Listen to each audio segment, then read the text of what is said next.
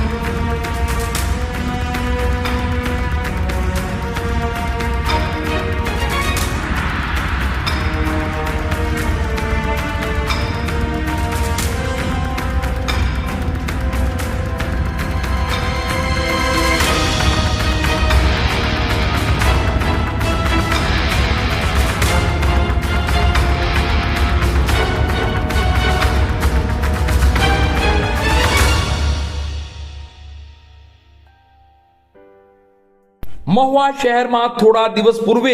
તળાજાના નગરસેવકની નિર્મમ હત્યાના મામલે પોલીસે એક આરોપીને ઝડપી લીધો હતો, તો અન્ય એક આરોપી ફરાર હતો। ત્યારે તેને પણ મહુવા પોલીસ દ્વારા ગણતરીના દિવસોમાં ઝડપી લઈ આજે ઘટના સ્થળે લઈ જઈ રિકન્સ્ટ્રક્શન કર્યું હતું। આ બાબતે વિગત જોઈએ તો મહુવા શહેરના નૂતનનગર વિસ્તારમાં આવેલ શાળા નંબર 12 નજીક તળાજાના પૂર્વ નગરસેવક અને સમસ્ત વાલ્મીકી સમાજ ગુજરાતના જનરલ સેક્રેટરી એવા સુનિલભાઈ ચૌહાણની આશરે 10 દિવસ પહેલા મોડી રાત્રિના તીક્ષ્ણ હથિયારોના ઘા ઝીકી હત્યા થઈ હતી। આ બનાવને લઈ મહુવા પોલીસે તપાસનો ધમધમાટ આદર્યો હતો, જેમાં હત્યાના 48 કલાક બાદ જ પ્રથમ આરોપી એવા હરેશ જીવણભાઈ ચૌહાણને ઝડપી લઈ તેની ઝીણવટપૂર્વકની તપાસ કરી પૂછપરછ હાથ ધરી હતી અને તેને ઘટના સ્થળે લઈ જઈ રિકન્સ્ટ્રક્શન કર્યું હતું। ત્યારે આજે સુનિલ ચૌહાણની હત્યાના મામલે બીજો આરોપી એવો કુલદીપ ઉર્ફે જીગો ભૂપતભાઈ ચૌહાણ ઝડપાતા સમગ્ર ઘટનાનો ભેદ ઉકેલાયો છે અને આજે બીજા આરોપી એવા કુલદીપ ઉર્ફે જીગો ભૂપતભાઈ ચૌહાણને હત્યાના ઘટના સ્થળે લઈ જઈ પોલીસ વિભાગ મહુવા દ્વારા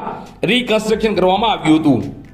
અને મહુવા પોલીસ વિભાગના પીઆઈ ભરવાડ સાહેબ તથા પોલીસ વિભાગના જવાનો દ્વારા ઝીણવટપૂર્વકની માહિતી એકત્રિત કરી